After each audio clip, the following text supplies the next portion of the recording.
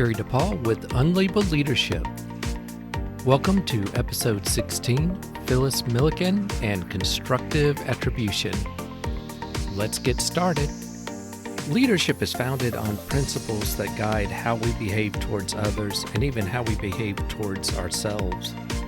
You may have heard me talk about some of these, including connecting with others, putting others first, giving up control, and encouraging change. In this episode, Phyllis Millikan illustrates these principles and some more, and some additional underlying beliefs that I talk about in previous episodes.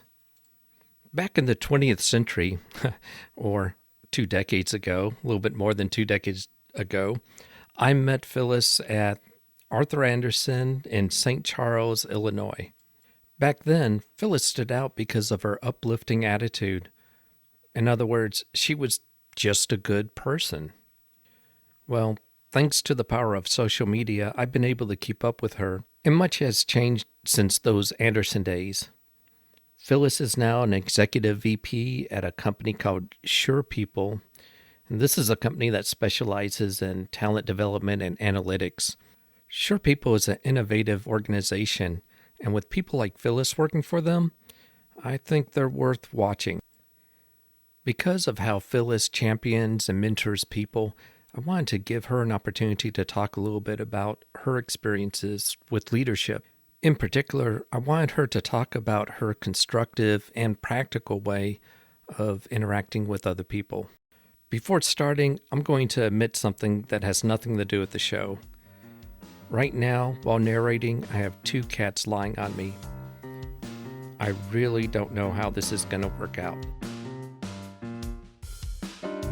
Part 1, Reducing Attribution Errors Through Positive Intent. One night when I was in my car getting ready to leave a parking lot, I was driving towards the exit and this vehicle came towards me with a teenager sticking out the passenger side, waving his arms frantically.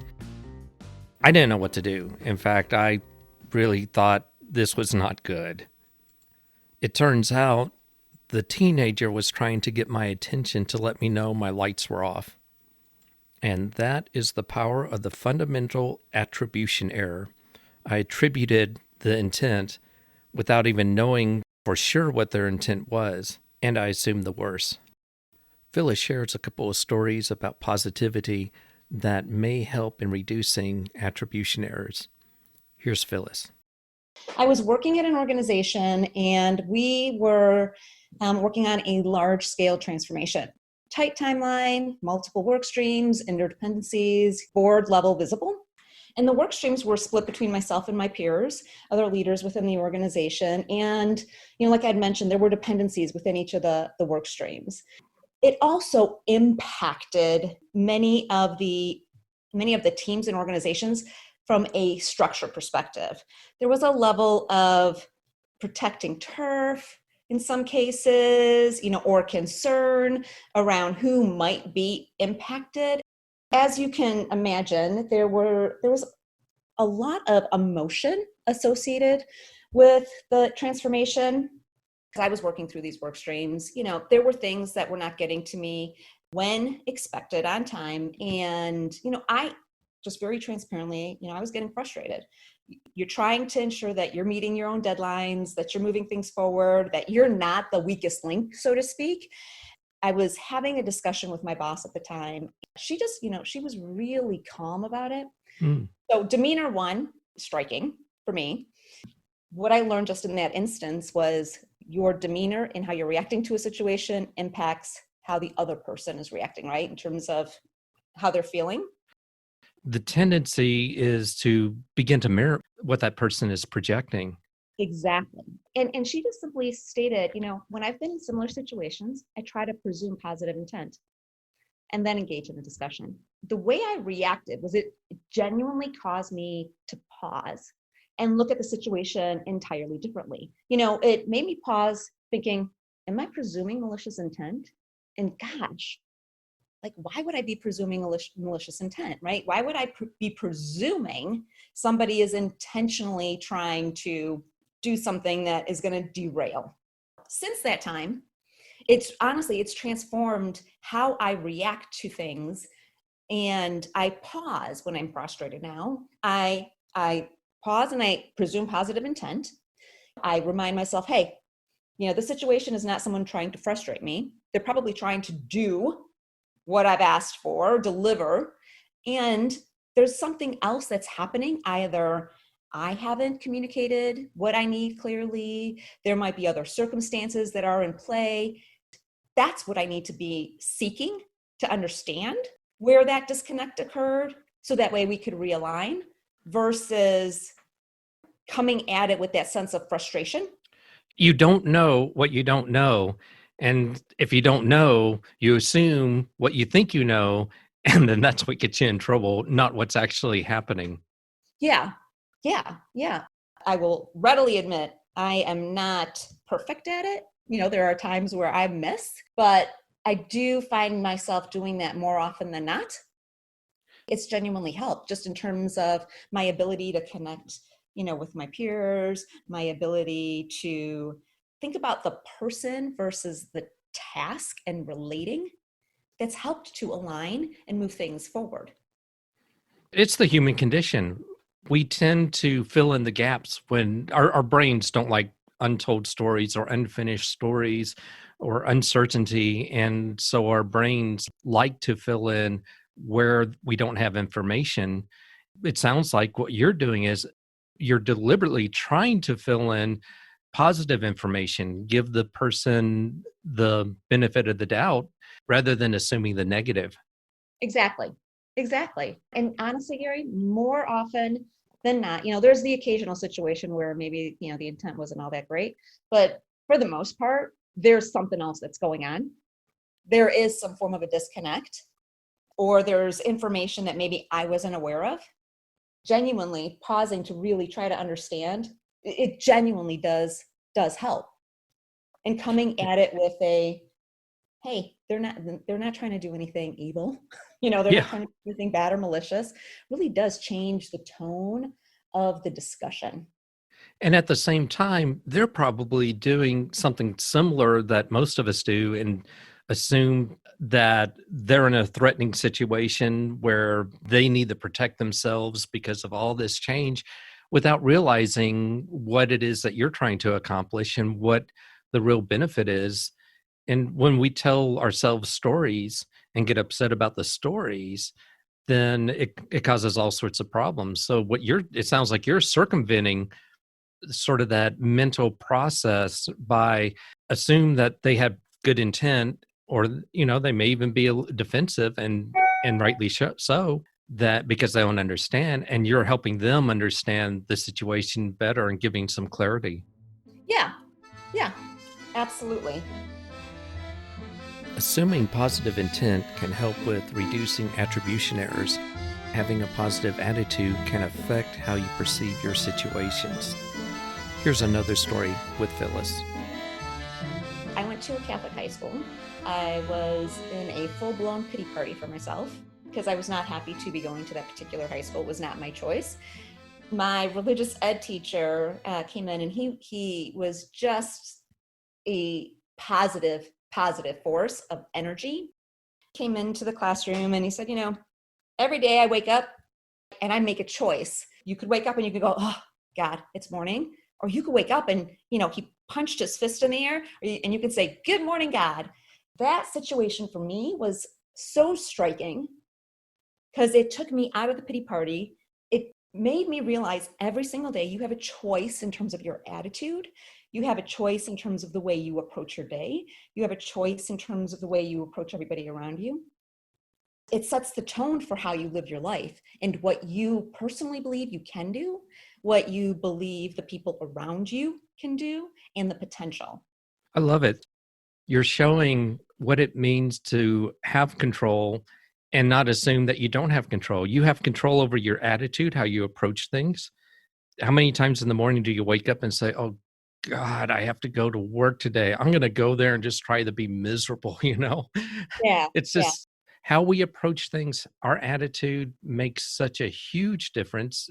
As in your first story with your boss, having that attitude can be contagious. It can. It can. And it really does have an impact on the people around you.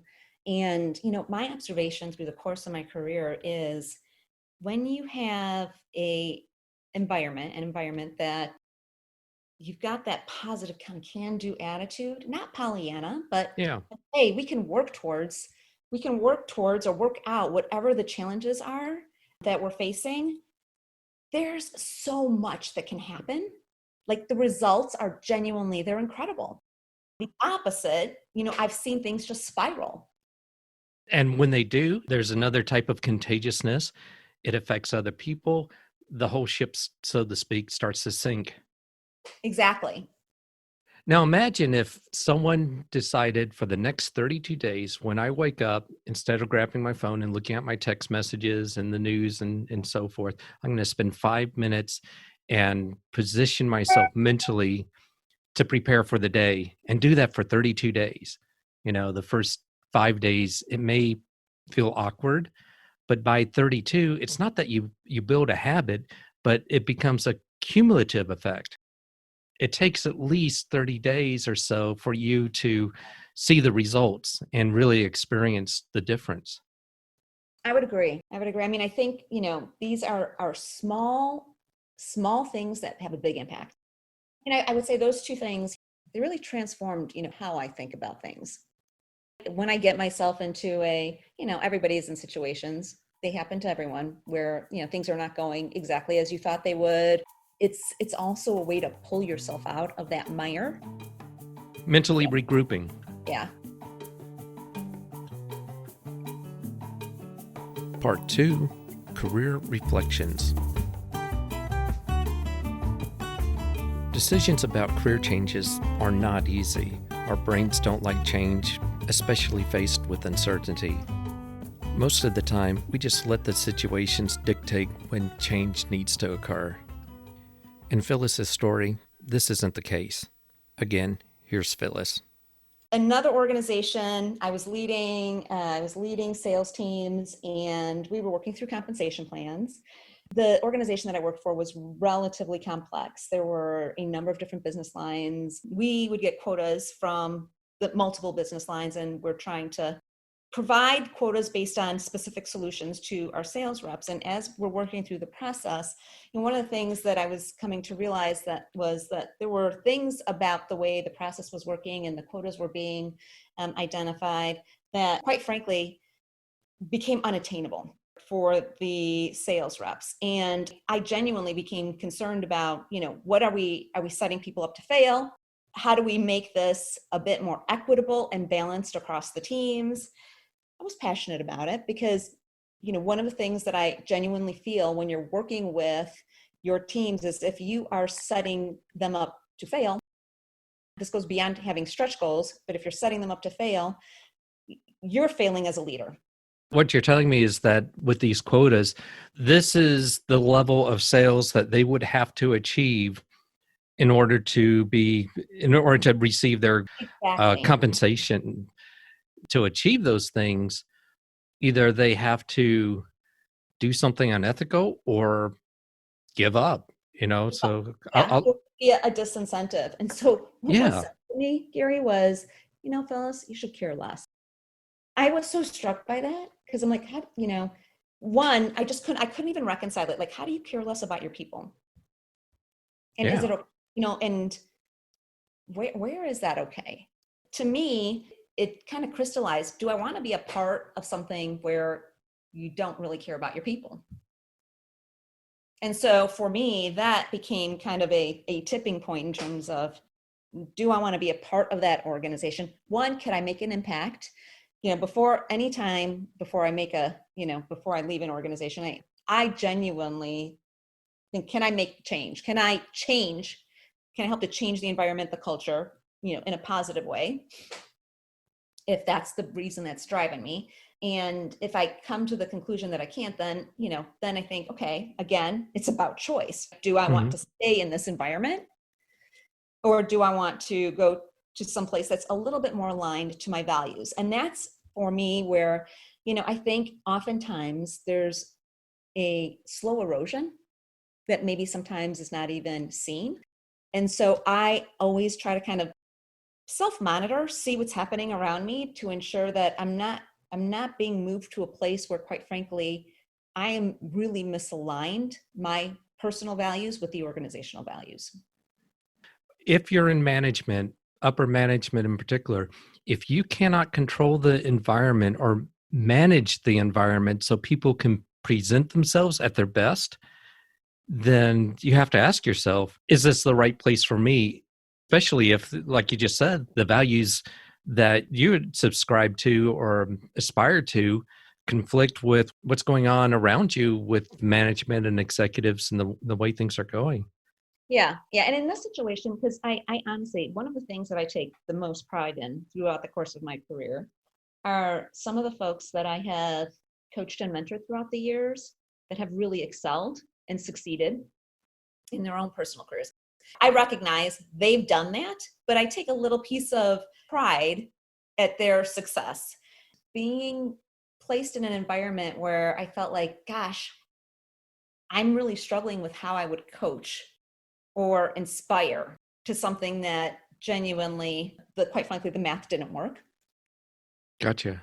That for me shoved me so far out of my value system. I took some pause. And then I thought, gosh, I would never tell somebody to care less. Yeah, I've been in some interesting situations throughout the course of my career. I'm sure we all have.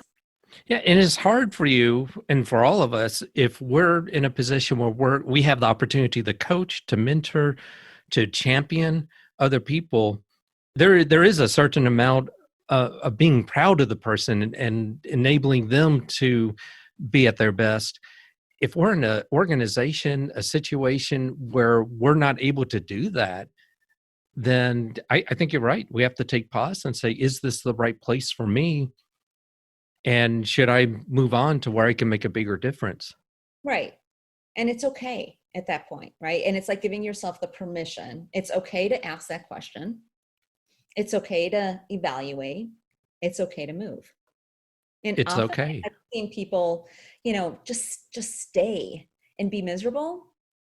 I have found it's genuinely hard for some to give themselves the permission to make a choice on their personal behalf. Let me ask you this. Have you ever heard of someone who decided to stay with an organization and they became one of the many zombies? Oh yeah. Where Yeah. they just go through the motions, but their passion isn't there? Their passion isn't there. Honestly, they're phoning it in. Yeah. And you can tell in organizations where that's occurring, where people, they're just clocking in, clocking out, right? And they're doing, just enough. And for them, it's just about collecting the paycheck and nothing more, that there's no joy in the work. There's no joy. That's it. And, to me, that's a sad state.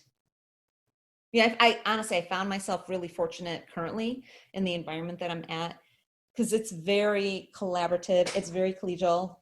We have a mantra, that we have, which is we've got radical honesty, are consciously debating ideas and separating the idea from the person. And that's something I think over the course of my career that's a learned attribute. And there has to be an environment where it's a conscious effort to say, we can absolutely disagree on some things, but we can still really like each other. Yes. And we can debate the merits of it and come to a better solution. But we need to be able to have that debate in an authentic and in a transparent way. And sometimes that means saying things that others, won't necessarily like. But not take personally. But not take personally, right? It's not about you. It's about, I disagree with this point. It's the concept. It's not the person itself. It's the behavior. It's not the person. The way I would summarize that, in knowing a little bit about the company you're with and how creative people are and the innovation that comes out of it, I'd almost like to say radical honesty leads to radical innovation. Yeah, I would agree. And Gary, there's like small little things just in terms of how you're speaking to someone. So for example, instead of saying I disagree with you, you say I disagree with that point. Oh, yeah. right? And so you've taken it out of the personal to debating the idea. I think that's something we all could learn. Yeah, especially given the environment of the last couple of days, I definitely think that's something that we can learn, which is, it's okay to not agree. Let's have a genuine discussion about the idea versus creating, what sometimes can feel like a personal attack. Yeah, I did a post on LinkedIn some time ago, and the gist of it is we haven't learned, or we should learn, going through primary, secondary education, high school, whatever, how to have real conversations about politics, about religion, about controversial issues such as the right for bear arms, abortion, Black Lives Matter, all those things. We have to learn to how to have those conversations in such a way that we learn from ourselves and from the people we're talking with, that who we disagree with. Yeah, that's a really, really good point. Honestly, I think that's a striking point. We spend so much time in English courses learning the language, but we don't spend time empowering our kids in high school to learn how to more effectively communicate. And that's such an important skill. It's an important life skill. Yet often we're learning how to more effectively communicate, depending on your degree, might be in college, but often it's at a corporation that's investing in some communication training. Part 3, Finding Openings to Shine. There are things that we can do to better our lives and the lives of those around us. Phyllis offers some advice for just doing that. Here's Phyllis. And as hokey as this might sound, is to really understand, and this is something else that someone had said to me early on, really understand what fills your bucket and really understand what depletes your bucket. Now, I know that sounds a little hokey, but if you genuinely understand what you enjoy versus what you just want to avoid, and not because it's challenging, because there are things that are going to be uncomfortable that enable you to grow, but it will help you in terms of how you manage and take control of your career. Often, others will try to put you in a box, but that can only occur if you let them. For example, you're familiar with my background. I started in talent. There's not a natural, hey, you should be a sales leader, when at one point during my career, we were working on competency models and developing training. And, that was a big part of who I was and the experience that I brought. But when I made that transition into sales and then becoming a sales leader, a part of that was ignoring these parameters that others were drawing for me. So that would be another piece of advice that I would give, just from a personal perspective, and how you manage and grow yourself and grow your own leadership style, right? Because that will enable you to think about things differently, try new things, and not operate with these, quite frankly, artificial parameters that have been imposed. The second, empower your team and trust your team. And you will find that they will rise to the occasion if you treat them like a grown-up, and I'm saying that in air quotes. They will act like a grown-up and they will do amazing things, and then manage to the exceptions. That would be another area. Another kind of piece of advice is, it does make a difference if you take the time to get to know folks, build those relationships. Yep. I grew up in an environment where, I came from immigrant parents, and it was do your work and then play. So for me, what the impact was for me was, particularly early in my career, is I didn't, I would get to the meeting, get to the agenda right away. And then if we had time at the end of the meeting, then I would relax and have more of the relationship oriented discussions. It was a challenge for me to flip that, right? To make sure that I'm taking the time at the beginning of the meeting to, hey, check in with folks. How are you? Have the couple of minutes of relating. And what I found, right, is that is really, really important in terms of just really understanding each other, and engaging with each other and ensuring that you have a better understanding of the person's individual context, right? And understanding what they have happening kind of a little bit more broadly in their life does impact what's happening with them at work. Yeah, and that's especially true in this virtual environment, because when you're starting a meeting, you may have assumed that the person was at a desk if it was in person, and walked over, went into the meeting room. You join in, you see them, and you could jump right into it. When you're virtual, you don't know what was happening in the last 30 minutes. Maybe this was a parent that was dealing with a problem with a family member.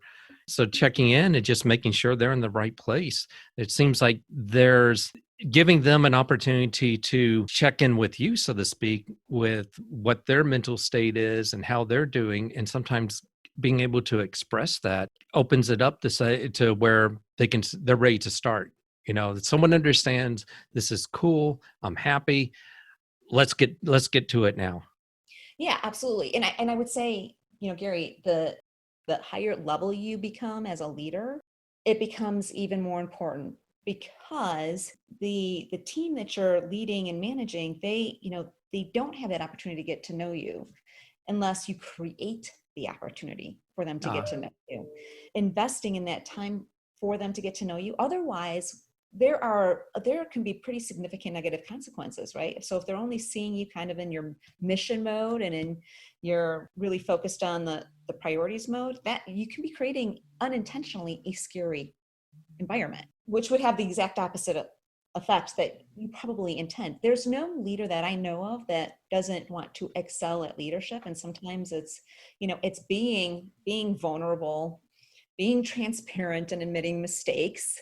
Being human is what surprisingly will be the most inspiring and motivating for your team. It's so easy in the way that you described, when you just jump into the agenda and all. Somehow that moral compass, those principles, they can end up being not on the forefront. But when you're checking in and you're making sure that you're important to me, I want to know how you're doing, we're on the same team, is a message that comes across when you check in. Yeah. Yeah. And just letting people opening the door and letting people get to know you. So, often Yes. what I'll do is I'll say, hey, what you're going to find is, depending on when and how you've met me, if you've met me when I'm kind of in my analytical mode, I'm all about business, and I'll be, it'll be question, because I'm trying to digest the information, get to how we got to that information. And I recognize that that's now I recognize, hey, I could be pretty intimidating when I'm doing that. I want to be sure that the folks that I'm working with, they know I'm aware of that, and it's okay to call me out on that. That's not my intention. It's me trying to kind of assimilate the new information, understand the basis of the information, and really has, quite frankly, nothing about the actual work or them personally. It's more about me digesting. And by just being open about those types of things, you're empowering others to work more effectively with you. Phyllis Millikan is the Executive Vice President of SurePeople. My thanks to Phyllis. For links, go to the show notes. If you have comments or questions, go to unlabelleadership.com, click the message icon, and leave a voicemail up to 1 minute. Maybe I'll play it on the air. If you rate the show on iTunes, leave a comment about how the show helped you. Maybe I'll read that on the air as well. Finally, thank you for supporting the show. Until next time, lead on.